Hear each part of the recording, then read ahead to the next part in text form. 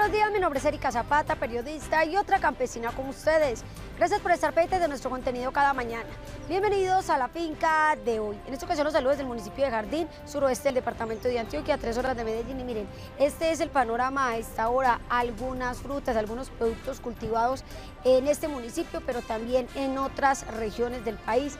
Salen los campesinos a vender estos productos, está haciendo un buen clima a esta hora para realizar diferentes actividades agropecuarias. Bienvenidos al capítulo de hoy.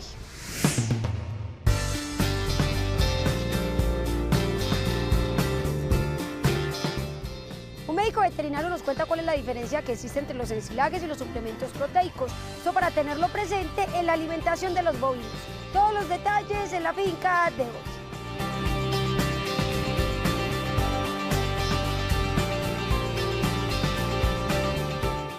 Ya les contaremos cuál es la importancia de los policultivos, específicamente desde la región Urabá del departamento de Antioquia. Un agricultor está de alguna manera asociando el cultivo de plátano y también el de coco. Los detalles aquí en la finca de hoy.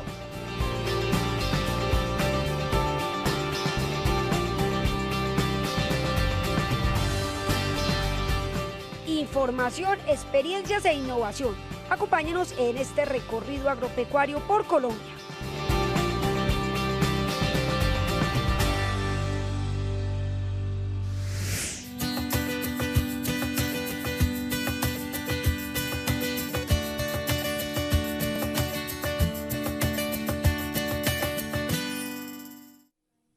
Muchos de los ganaderos se cuestionan acerca de qué clase de alimentación debe ser la adecuada para sus bovinos.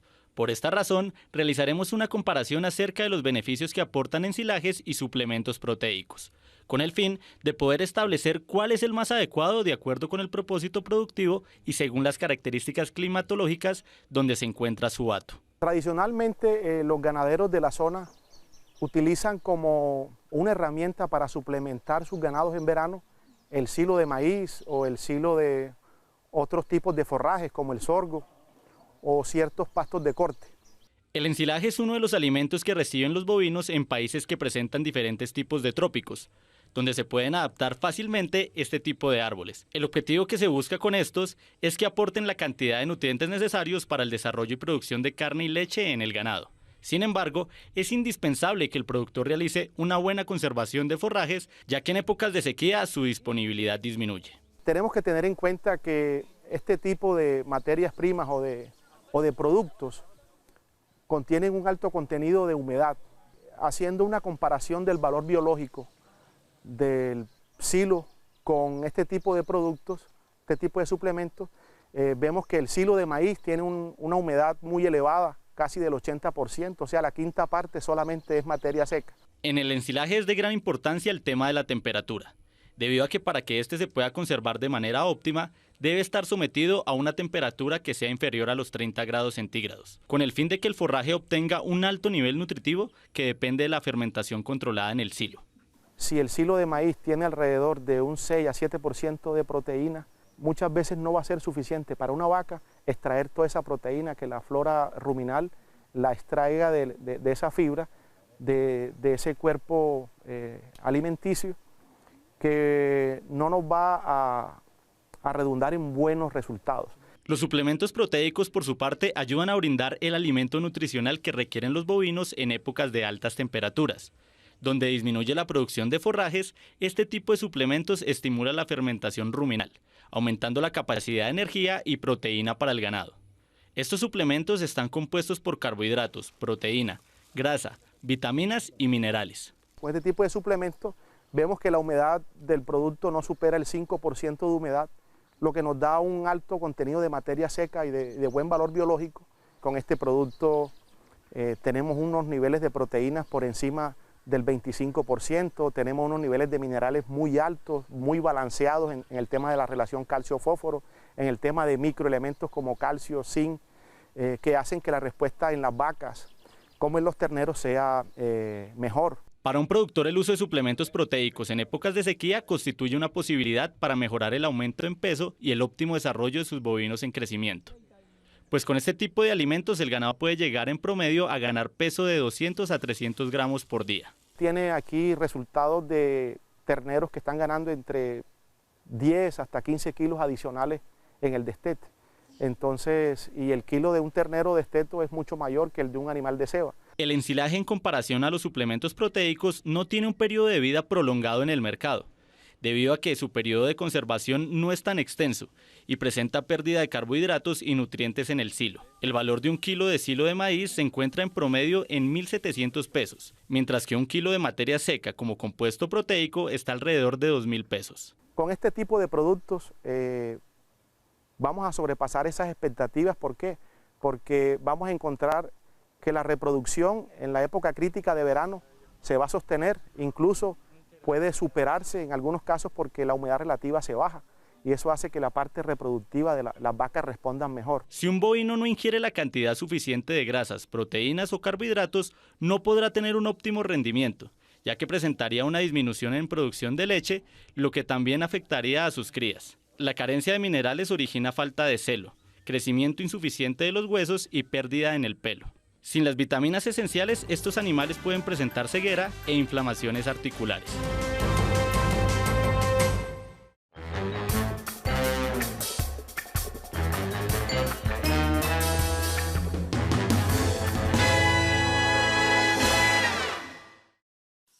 Según datos del Panel Intergubernamental de Expertos sobre el Cambio Climático IPCC, la agricultura, la ganadería y los cambios de uso de la tierra son responsables por el 23% de los gases de efecto invernadero. Dentro de los sistemas de producción agrícola, el incorrecto uso de los fertilizantes es uno de los principales contaminantes.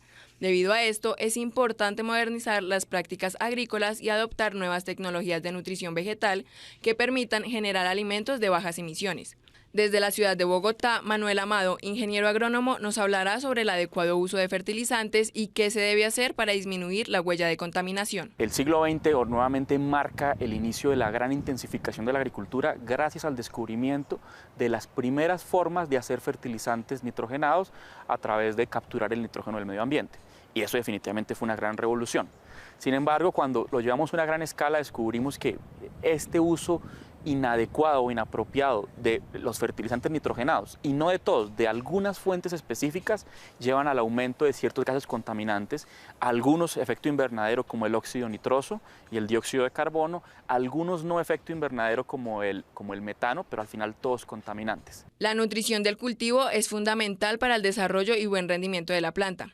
Cuando los minerales presentes en el suelo no son suficientes y la planta presenta alguna deficiencia, se recurre al uso de fertilizantes. Durante su ciclo de vida, estos abonos emiten gases de efecto invernadero como CO2, dióxido de carbono y N2O, óxido nitroso. Para reducir estos efectos negativos, es importante mantener la biodiversidad del ecosistema y adoptar fuentes de nitrógeno más eficientes y libres de urea, como los nitratos, que permiten aumentar el rendimiento en cosecha y reducir el impacto medioambiental. Son materiales cuya función es aportar los nutrientes necesarios para el desarrollo de los cultivos. Y yo traigo el ejemplo del nitrógeno por una razón sencilla, porque a pesar de que los cultivos requieren 16 nutrientes, el nitrógeno es el elemento que en más cantidad se consume.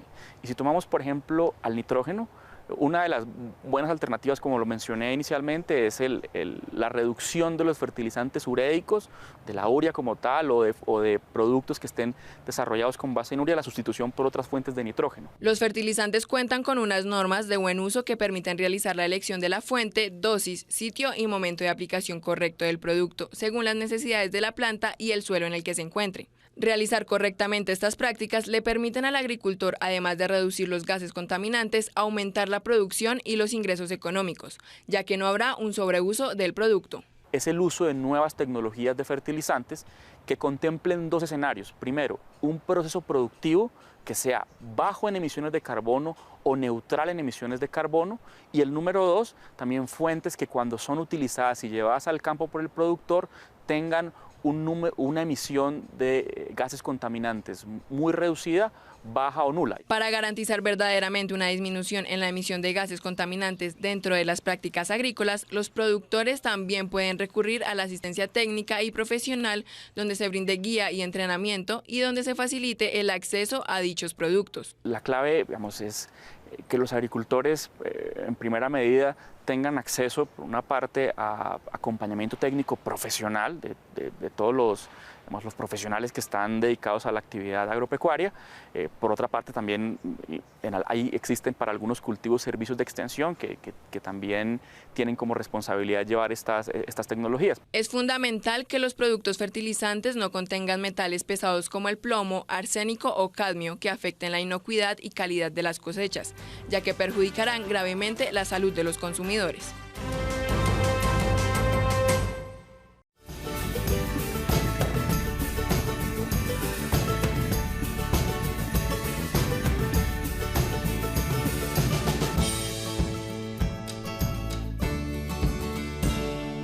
Los índices en producción de huevo en gallinas criollas están en promedio de 40 a un 70% de postura.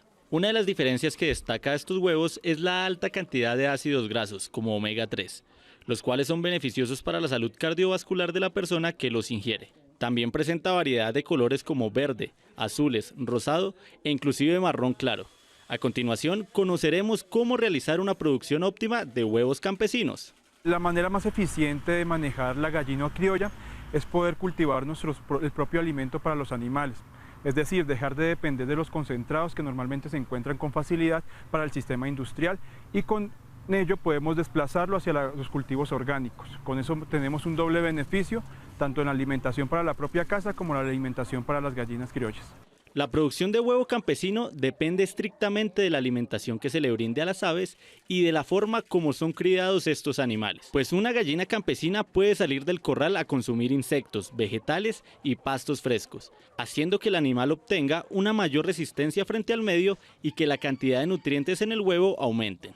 Los alimentos más comunes son las verduras, las frutas de combinación como la guayaba, para pigmentar más el huevo de manera natural, la auyama, la guatila y sobre todo los granos. Podemos utilizar maíz sobre todo, siempre y cuando las gallinas tengan disponibles algún tipo de arenilla que le permita triturar el alimento. La pigmentación del huevo es la que garantiza que el huevo la gallina sea alimentada de forma natural.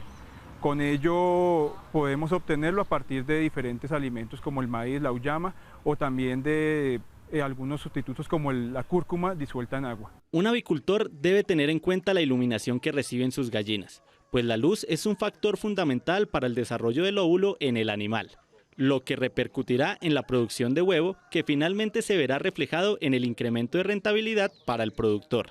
La cantidad de luz que requieren este tipo de aves diariamente para alimentarse de vitamina D está en promedio de 12 a 14 horas. Normalmente la conservación de una gallina tiene una temperatura de 41 grados centígrados corporal.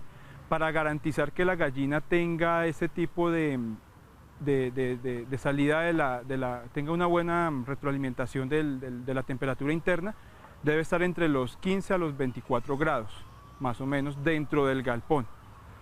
Pero pues afortunadamente la gallina criolla es mucho más resistente que la industrial y puede estar sometida a menos temperaturas. Una temperatura más alta le puede llegar a proporcionar problemas de ahogamiento. Las microtoxinas que abundan en el ambiente pueden afectar el metabolismo de la vitamina D y la absorción de nutrientes en este tipo de aves, por lo que es importante controlar este tipo de enfermedades para prevenir la afección en la producción de la gallina. Una de las enfermedades más comunes es la bronquitis infecciosa, que afecta la puesta del huevo. Cuando uno de estos animales presenta un mal estado de salud, debe ser apartado del gallinero para prevenir que las demás aves se contagien. La bioseguridad ante todo es lo que va a garantizar la salubridad del animal. Tenemos que tener presente que no cualquier persona puede entrar al galpón y nosotros tampoco podemos desplazarnos a otras áreas o galpones y después ingresar al de nosotros sin presentar algún tipo de protector. También es fundamental a la entrada de cada galpón la desinfección con cal en los pies. En términos económicos, el costo de producción de un huevo industrial se encuentra entre 125 a 170 pesos, el cual puede ser vendido en un precio de 200 a 300 pesos la unidad, mientras que la producción de un huevo campesino está en 157 pesos, pero el valor de este en el comercio es mayor, pues puede llegar a costar de 600 a 800 pesos. Pues nosotros le apostamos a la gallina criolla debido a que es más fácil de manejar cuando uno no tiene un capital muy grande para levantar galpones industriales. Entonces le apuntamos a una economía campesina combinada con algunos cultivos. La recolección de huevos, el avicultor la debe realizar constantemente con el fin de que estos no se acumulen y puedan llegar a romperse. Este procedimiento se puede realizar con o sin guantes, siempre y cuando la persona se desinfecte las manos. También es importante establecer ponederos adecuados al ave, para garantizar que no se puedan ubicar dos animales en el mismo espacio. La trivia del campo. Conviértete en un experto con la finca de hoy. Pregunta, ¿qué ave utiliza su molleja para triturar piedras y granos? A. Gallina. B. Ganso. C. Pavo. Piénsalo bien y descubrirás la respuesta correcta.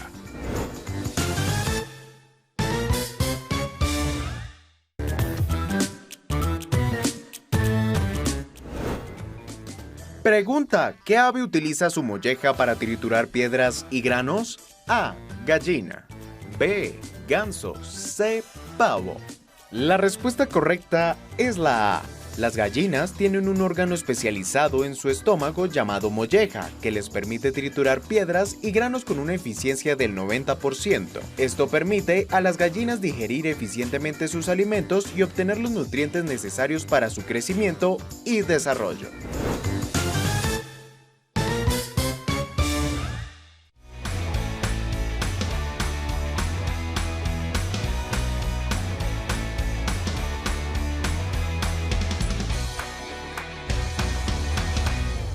Óscar David, productor del municipio de Arboletes en el Urabá antioqueño, comenzó su explotación agrícola con 3 hectáreas de plátano. Debido a la variabilidad del precio del fruto en el mercado, a la infraestructura vial de la zona y la ubicación de su finca alejada de las carreteras, pensó en establecer cultivos alternos y por esa razón, desde hace 4 años incluyó el coco como una nueva alternativa de ingresos. Iniciando a establecer 5 palmas en el primer año y yo creo pues que en el momento puedo estar por encima de 800 palmas ya establecidas, asociadas con el cultivo de plátano. Lo que me llevó a trabajar los cultivos de la mano, más que todo ha sido el tema pues de la fluctuación del precio en el mercado y el tema de la infraestructura vial. Hoy, después de tener una muy buena experiencia con el asocio de los 2 cultivos, como se dan cuenta, el cultivo de plátano prácticamente está desapareciendo, pero la idea es volver a retomarlo no de una forma tradicional, sino empezar a trabajarlo en altas densidades, dentro de los espacios pues, que me deja el cultivo de coco. El plátano que ya se había establecido en las hectáreas estaba a distancias de 2.5 por 2.5 metros. Cuando se comenzó a sembrar las primeras palmas de coco, se respetó una separación de 8 metros entre cada una de ellas. Sin embargo, esa estrategia solo le funcionó mientras las plantas eran pequeñas y tenían alturas de 60 y 70 centímetros. Cuando empezó en el primer año de establecidas las palmas, que ya empecé a observar que el plátano me estaba compitiendo con las palmas de coco, lo que fui haciendo es que donde quiera que tenía una palma de coco iba retirando 4 de plátano. Por lo menos en el primer lote, ¿qué me costó? De que cuando el coco llegó a una edad de 4 años, prácticamente me desplazó el plátano. Y eso pues por las condiciones que requiere cada uno. El coco es un cultivo que por el tamaño de sus hojas requiere mucha luminosidad. Estamos hablando de que requiere de 2000 horas de luz al año. El plátano también es una planta que es de hoja larga, también requiere mucho sol. En las partes de la finca donde Óscar realizó las últimas siembras, trató de ubicar entre 170 y 180 palmas de coco por hectárea. Para que la asociación de los cultivos funcione, las plantas de plátano deben sembrarse separadas por lo menos 2 metros del tronco del cocotero. Cuando yo siembro la palma, y la palma no tiene la cantidad de luz que requiere, ella por su naturaleza, ella va a buscar de solucionar el problema que tiene de competencia por la luz, y ella lo que se va a dedicar es a crecer. Entonces si se dedica a crecer y llega el tiempo de producción, ese tiempo en el cual yo espero de tener las primeras producciones, las primeras cosechas, no me van a dar porque ella se dedica a crecer y a crecer, a buscar de solucionar ese problema. Nuestro entrevistado nos cuenta que allí en Arboletes ya hay experiencias exitosas de productores que han asociado cultivos de coco plátano y coco cacao plátano a la vez. En municipios como Necoclí se pueden ver asocios de piña, plátano y coco y mango, plátano y coco. Los resultados son realmente buenos y que cuando nosotros somos productores de áreas pequeñas, de cierta forma tenemos que diversificar en la poca área que tenemos, buscando de manejar un flujo de caja que me ayude también a sostenerme en el tiempo, debido pues a que en estos momentos, o sea, sostener una línea productiva por el costo que tienen hoy, en el caso de los insumos o los fertilizantes, son muy altos por la fluctuación que ha tenido el dólar. Si yo tengo un solo cultivo o un monocultivo dentro de la finca, no voy a ser capaz de sostenerme. Aparte de eso, súmele que el cambio climático nos ha agobiado mucho y las producciones han bajado, y si yo tengo un solo cultivo no tengo pues cómo sostenerme. La proyección de Oscar es programar siembras mensuales durante todo el 2020, de 2.000 y 3.000 plantas de plátano para entonces cosechar cada mes, tener ingresos a mediano plazo y poder manejar el flujo de caja necesario para la sostenibilidad de sus cultivos asociados.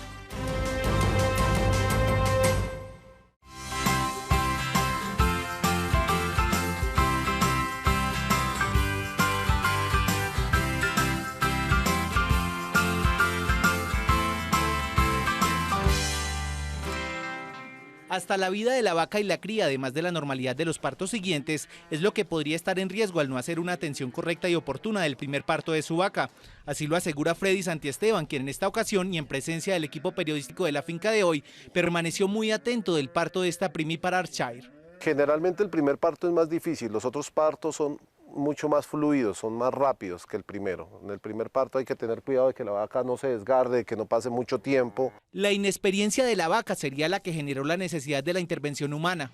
En la finca, que pasó hace 15 años de la ganadería comercial a la ganadería de alta genética para el doble propósito, se tiene la premisa de que muchas de las dificultades como las distocias o la pérdida de las crías en este momento culmen podrían evitarse considerando con tiempo las características genéticas heredables de cada raza. Mientras razas como esta, que es Archair o Holstein rojo o Holstein negro, tienen nacimientos entre 38 y 45 kilogramos de peso, las razas doble propósito como el Simmental tienen unos tamaños mucho más grandes y el volumen es mayor, entonces los terneros nacen entre 45 y 55 kilogramos de peso. Según palabras de nuestro entrevistado, la atención del parto primerizo no debe limitarse al mismo día de su ocurrencia, puesto que la dieta que se brinde previamente a la vaca influye sobre la calidad de su lactancia y la segunda preñez.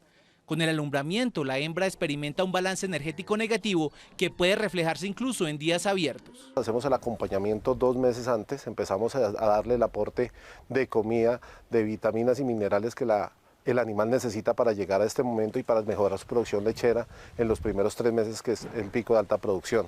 Les damos sales con un mayor porcentaje de fósforo, magnesio y selenio. Los trabajos de asistencia empiezan cuando se observa que la cantidad del moco cervical se hace más abundante. Tras la aparición de esas secreciones se recomienda esperar un tiempo prudente antes de tomar cualquier acción.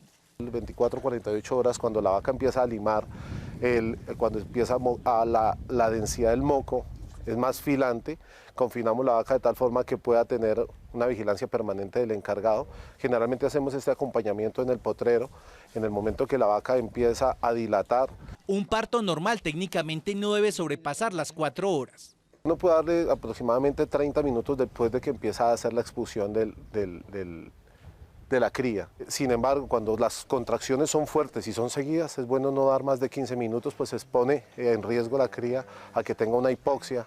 Hay que ayudarle traccionando y hay que cuidar la cría en el momento que cae. La mayoría de las vacas se echan y se confinan en el momento que van a dar a luz. Siempre se debe verificar la posición de la cría. La tracción debe hacerse tomando los cascos del ternero hacia abajo, teniendo cuidado además con el uso desmedido de la fuerza o la utilización de lazos que pudiesen afectar las extremidades del recién nacido, la pelvis o el útero de la vaca.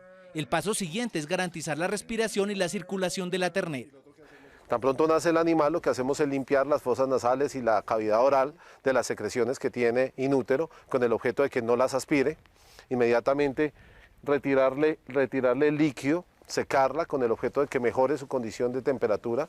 Esto lo hace la madre normalmente, ella lamer el animal, le retira el líquido que tiene inútero y la temperatura de la cría aumenta.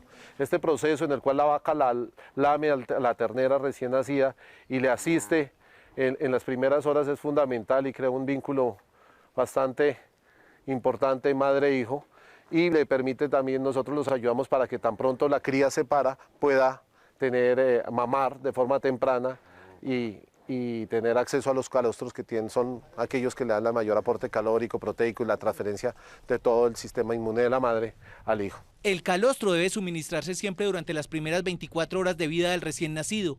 Otro aspecto fundamental es garantizar la sanidad del ombligo. Se corta 2 traveses de dedo, el ombligo, con una tijera o con un bisturí e inmediatamente se coloca en isodine con el objeto de que no haya contacto bacteriano y no haya bacteremia a través del ombligo, lo cual asegura que el ternero no se enferme. Los cuidados no deben dejar de lado a la vaca. Le asistimos la expulsión de la placenta y los restos placentarios con una ampolla de oxitocina, lo cual le aumenta el tono del útero y ayuda a que la expulsión de los restos sea completa. Inmediatamente expulsan los restos, se recogen para que los animales no tengan acceso a sal. Partos con crías con pesos superiores a los 50 kilos, como la cimental, necesitan de un mayor acompañamiento humano.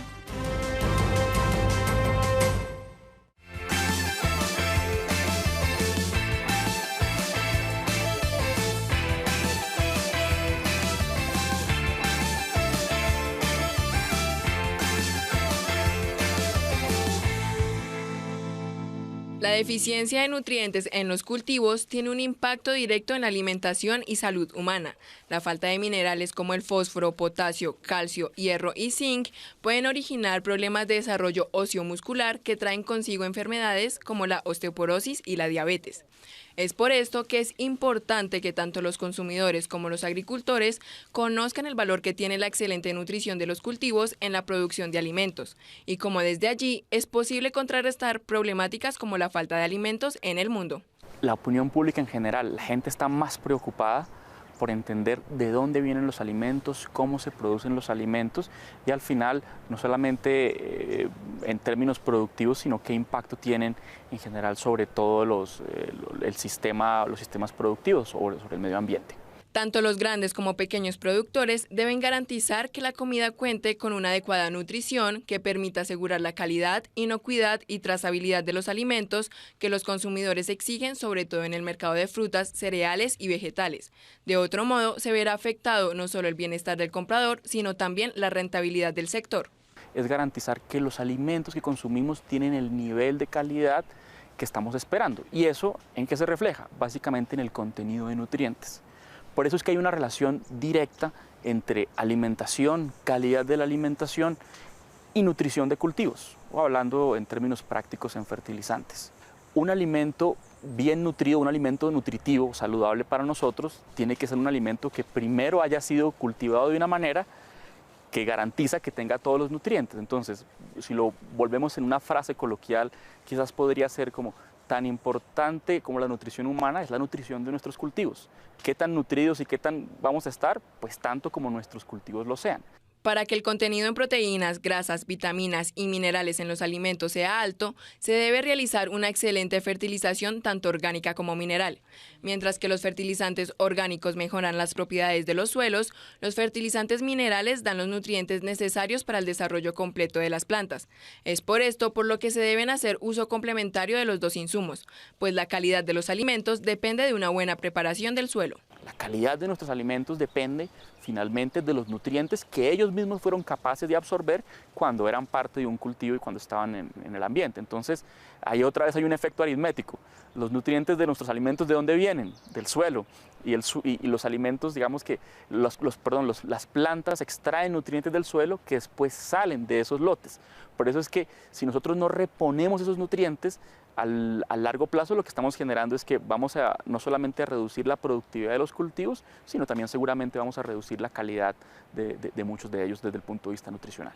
Además de la deficiencia de nutrientes, otra de las mayores problemáticas que se evidencia es la pérdida de alimentos durante el proceso de cadena productiva y de suministro. Según datos de la Organización de las Naciones Unidas para la Alimentación y la Agricultura, FAO, aproximadamente 1.300 millones de toneladas de alimentos se desperdician al año. Una nutrición adecuada de una planta garantiza, entre otras cosas, que su vida en post cosecha, o sea, el tiempo que dura después un alimento, después de ser cosechado, una fruta, un vegetal, una hortaliza, pues va a ser mucho mayor y va a poder, digamos, resistir durante mayor tiempo y con eso hay una contribución a reducir las pérdidas. En la pérdida de comida también influyen factores como la distribución de los alimentos, el desarrollo y la ubicación geográfica de los distintos territorios, ya que si la región cuenta con una infraestructura de bajo crecimiento, el acceso a la zona será limitado, lo que perjudicará la producción e ingreso de los productos. Dicho fenómeno se presenta sobre todo en las regiones alejadas del país.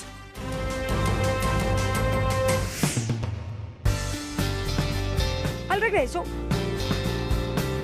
hablaremos de la importancia de los ambientes controlados en cultivos de vegetales orgánicos y veremos las ventajas que han encontrado algunas ganaderías en el uso de redes sociales que potencian su comercialización. Ya regresamos. Continuamos con nuestro recorrido agropecuario.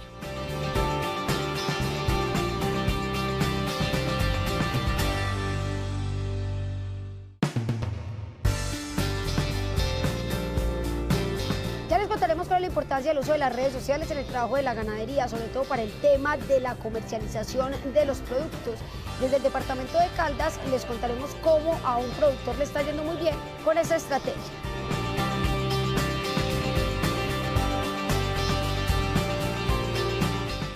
Ya les contaremos cuál es la importancia de los invernaderos en la producción de vegetales, esto a través de diferentes elementos, de diferentes materiales como el plástico o la madera.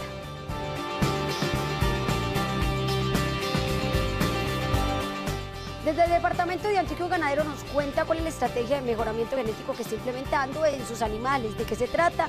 Ya los harán en instantes. Continuamos con este recorrido agropecuario por Colombia.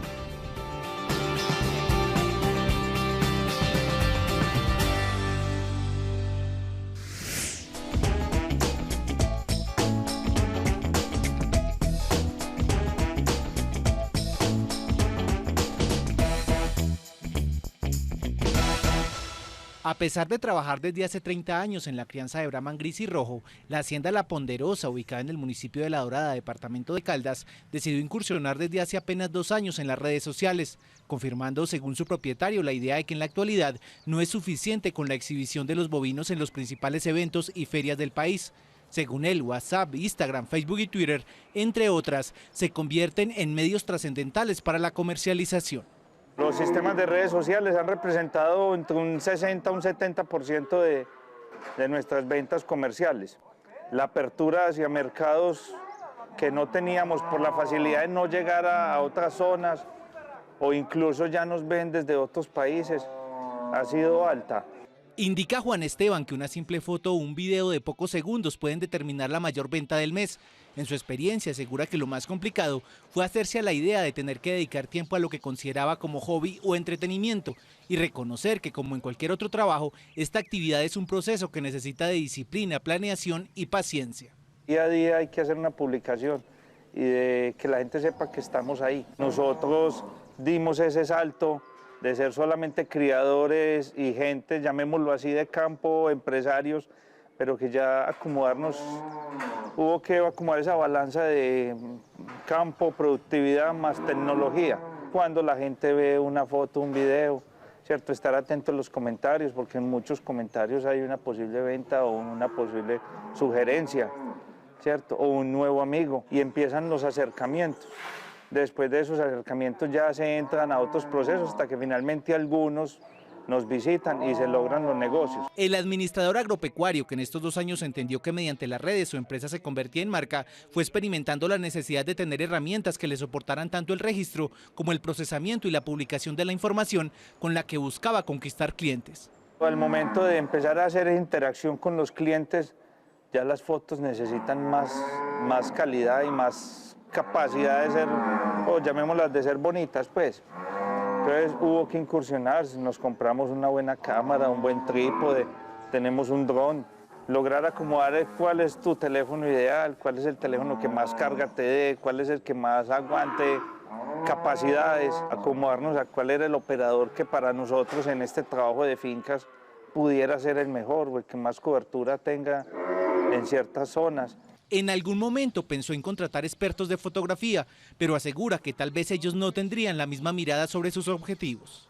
El ojo de un fotógrafo es muy diferente al ojo de un productor y de lo que tú necesitas resaltar para un cliente, ¿cierto? O para un segmento puntual. Porque muchas personas que son clientes y ven las publicaciones es gente que quiere ver algo puntual que al ojo de un fotógrafo de pronto no logras percibir. Asegura Juan Esteban que la principal estrategia es crear historia a partir de cada uno de los animales. Cuando empezó el trabajo no se imaginaba la respuesta que iba a tener por parte de sus clientes, que inclusive fue superada por la demanda. Es una foto, hermano, de unos toros muy lindos y me llama un señor, me pide 10 y yo tengo 5. Entonces hemos tenido que tener alianzas o fusiones estratégicas con amigos productores, de lograr que ellos vean cuando tu vaca fue ternera, cuando nació, cuando fue ternera, cuando tuvo su primera salida a competencias, cuando tuvo su primer parto y cuando es vaca. Y esa cadena hace que la gente se involucre con tu sistema de producción. Para esa afinidad emocional que se va creando, cada bovino tiene nombre. Por experiencia asegura que las redes no deben saturarse de información y que las publicaciones deben hacerse en horas específicas. No estamos pues especializados en el segmento tecnológico, pero uno ve y uno lo vive. Que uno, por ejemplo, un domingo en la casa viendo televisión, en tu cama abres Instagram y ves el Instagram por la noche, tú terminas de almorzar y ves el Instagram. La gente, muchas personas se levantan, lo primero que hacen es mirar su celular y ver quién te escribió, qué estado hay. Jocosamente Ortiz asegura haberse vuelto desde publicista hasta editor conceptual y psicólogo. Él mismo creó el logo de su empresa, graba cada video e incluso musicaliza las piezas en las que quiere realzar alguna cualidad de un bovino en particular.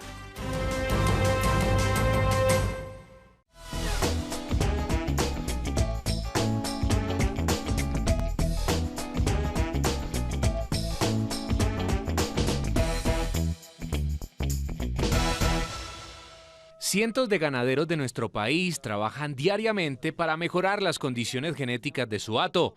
Lo hacen con el propósito de aumentar los rendimientos productivos y mejorar la calidad de la carne que comercializan en el mercado colombiano.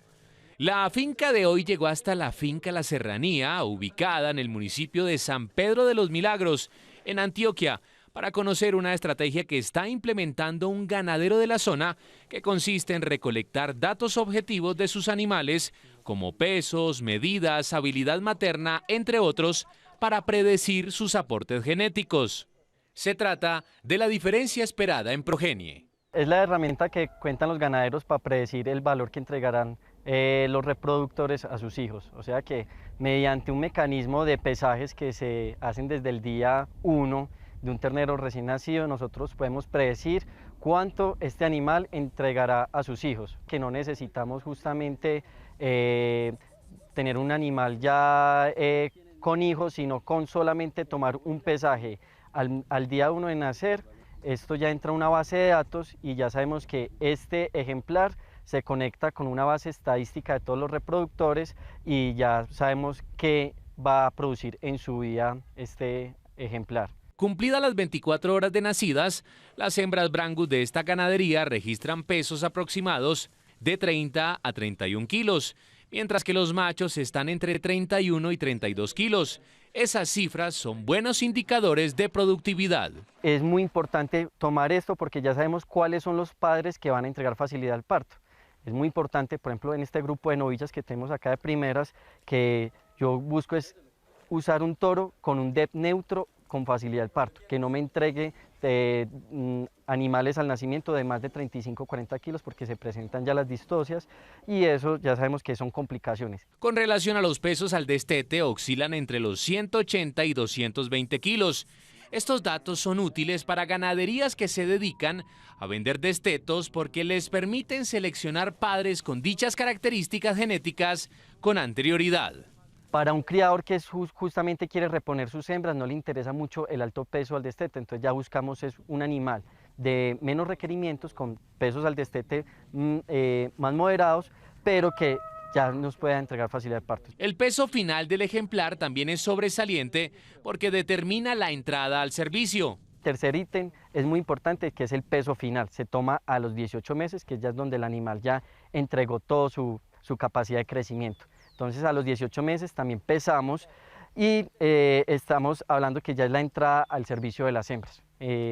El Brangus, por ser una raza muy precoz, estamos entrando en servicio de las hembras a partir de los 300, 320 kilos, más o menos con los 18 meses. Otro parámetro fundamental es la circunferencia escrotal en los toros, que debe estar por encima de los 36 centímetros. A mayor circunferencia, el animal tendrá una temprana entrada a la pubertad sexual de las hembras y por ende será más fértil. A los 18 meses, con ese último peso final, tomamos la circunferencia escrotal y fuera de eso tomamos una última medida que es la altura al sacro.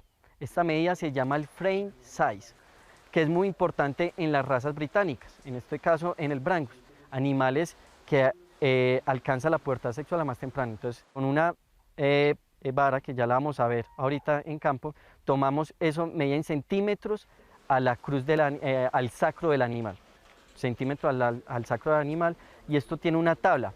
Y esa tabla nos va a arrojar una medida entre 1 y 9. Y nuestros animales deben estar ubicados entre 4 a 6. Si es más de 6, son animales muy grandes, con exceso de tamaño, que para las condiciones tropicales no son deseadas. Estas medidas se reportan una vez al año a la Asociación Colombiana de Angus y Brangus, quienes son los encargados de tabularlas y reenviarlas a la Asociación Argentina de Brangus, quienes hacen cálculos en un modelo animal estadístico que dan a conocer anualmente en un ranking en el que entran decenas de ganaderías.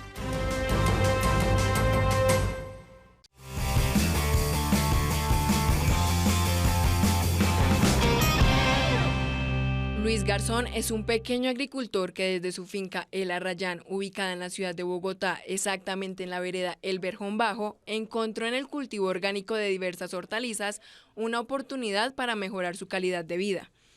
Por medio de estructuras sencillas como el invernadero doméstico, que le facilitan la producción de vegetales de mayor calidad en poco tiempo, ha logrado comercializar sus productos y obtener ganancias económicas más altas. Esto es un invernadero de cultivos orgánicos. Cultivamos lechugas, cultivamos coliflores, brócolis, pepinillo, lechuga de varias variedades, zanahoria, remolachas, y también tenemos los germinados, pues, donde hacemos los germinaditos de las matas para poderlas pasar al piso, que es donde ya se van a desarrollar más grandes. Con estos cultivos me mejoró la calidad de vida, porque ya yo no tengo que trabajar, no estoy expuesto ni al sol ni al agua, trabajo bajo un invernadero. En cuanto a cuestión económica, pues a mí me llega mi sueldo. El invernadero está construido principalmente con vigas de guadua, madera o metal que sostienen la estructura. La cubierta de este debe ser transparente, por lo que se recomienda utilizar materiales como el vidrio o plástico que permitan el paso de la luz y aíslen las plantas de plagas e insectos que afecten su crecimiento. El ancho y largo de la estructura dependerán del terreno que se disponga y la cantidad de plantas que se quieran sembrar. En cuanto a la altura, se recomienda que no sea menor a los 3.5 metros, ya que así se garantiza una buena ventilación. Aquí adentro el plástico evita que nos salga como maleza, hierba, digámoslo así, para las matas. Y afuera pues nos toca deshiervar, nos toca darle con más mantenimiento. En cambio aquí adentro es como más fácil y más... lo único que nos toca regarla manualmente, pero tenemos más rendimiento más rápido. Otro de los principales beneficios del uso de invernaderos es el control de la temperatura. Una temperatura adecuada propicia el crecimiento fuerte y sano de los vegetales. Asimismo, permite que se dé con mayor rapidez la cosecha. Es por esto que dentro del invernáculo se debe contar con un termómetro que alerte al productor cuando aumente demasiado la temperatura, la cual no deberá pasar los 30 grados centígrados. Si esto sucede, se utilizarán polisombras que bajen la intensidad de la luz sobre las plantas. Pues aquí estamos, tenemos el termómetro, estamos afuera, creo que estamos en 21.5 y adentro estaremos como sobre 23, 24. Entonces el plástico le da el calor que necesitan las plantas para que se puedan desarrollar, como digamos, lo más rápido, evitar que haya plagas. y la polisombras las tenemos para cuando calienta mucho, muy duro el sol, entonces él le baja la temperatura dentro del invernadero y se bajan cortinas, entonces ya regula el clima. El plástico negro le da más calor en la raíz y la saca en menor tiempo. O sea, si estaríamos hablando, si afuera duraran un mes en salir, aquí estaríamos hablando de 20 días. Para sembrar las semillas se utilizan bandejas de propagación. Allí se pone la tierra abonada y se deja que germine la planta. Esta debe regarse constantemente y en caso de que se presente alguna plaga se recomienda aplicar plaguicidas orgánicos que no afecten y mantengan sana la producción. El orgánico utilizamos el abono de la gallina, el del cerdo, el de la cabra, el de la vaca, el del caballo, todos esos abonos los mezclo. Tierra utilizo más o menos un 10%, todo eso va muy bien molido y lo mezclo y luego para evitar, o sea, para sacarle, digamos, para matar el hongo, le utilizo un poquitico de cal viva o ceniza del fogón. El uso de estas estructuras ha permitido a las familias colombianas implementar diversos cultivos tanto en zonas rurales como urbanas, que además de ayudarles en el mantenimiento y desarrollo de su sustento diario, logran brindar alimentos orgánicos de calidad y ricos en nutrientes.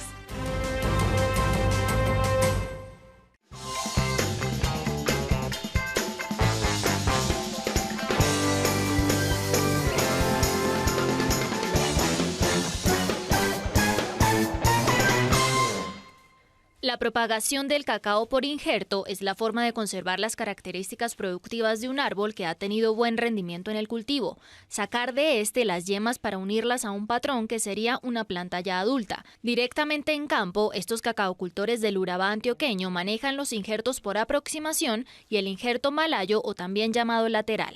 Este que le decimos pues acá popularmente pechito con pechito, es también se llama por aproximación. Este se hace en cultivos de un año en adelante, se hace en chupones basales. El otro, que ya es lateral, ahí sí vamos a necesitar una vareta un poquito más grande, más gruesa, que dé más prendimiento, porque esto lo vamos a colocar en un tronco adulto. El injerto por aproximación se hace en árboles jóvenes que tengan un año o un año y medio, mientras que el injerto lateral o malayo se realiza en troncos adultos que se quieran reemplazar en el cultivo. Árboles con más de un año de edad que pueden llegar incluso a los 20 años siempre y cuando sus raíces estén en buenas condiciones y no posean ninguna enfermedad. En este tipo de injerto se logra hacer una renovación total de la copa. El injerto lateral lo utilizamos ya en plantaciones antiguas, plantaciones viejas, por decirlo de alguna manera. Es una vareta, utilizamos una vareta como esta, una vareta larga, y la utilizamos pegándola a una altura de rodilla en el árbol adulto. Entonces, ¿qué hacemos? Levantamos la corteza, le hacemos un corte en bisel a esta vareta hasta que se vea el corazón y sucesivamente la vamos a introducir en la corteza que levantamos del árbol viejo. Le hacemos un primer amarre con algo que se llama tripe pollo o con vinipel. El amarre de la vareta al tronco también puede hacerse con tiras elásticas para generar más presión entre los materiales vegetales. Luego de esto se forra y se cubre totalmente con vinipel para evitar que entre agua de lluvia y se formen hongos que perjudiquen el injerto. El plástico crea una cámara de aire que con la temperatura genera cierto nivel de humedad interna y así se promueve el crecimiento de los tejidos para que haya un prendimiento más rápido. El primer amarre que le hacemos lo vamos a retirar a un mes, o el tripe pollo que le llamamos. Pero el que va sobre ese amarre, a los 21 días ya lo podemos retirar porque ya él empieza por aquí a echar ramitas, a echar hojitas, entonces necesitamos que nada de lo que está ahí nos las obstruya, porque ¿qué pasa? Ahí no va a evitar el crecimiento y ellas van quedando un poquito como enanas. A partir de los 10 o 15 días se puede identificar si hay o no prendimiento del material. A través del vinipel, que es transparente, se observa si los relieves conservan su color verde y así se confirma que el prendimiento es total. Cuando el injerto no fue exitoso, la vareta se marchita y se torna de color marrón o negra. Este lateral es que se hace con varetas grandes o malayo. Y por aproximación con varetas pequeñas de 2 yemas. Esta es la diferencia, pero igual va a haber el mismo prendimiento. En el injerto por aproximación, ¿qué hacemos?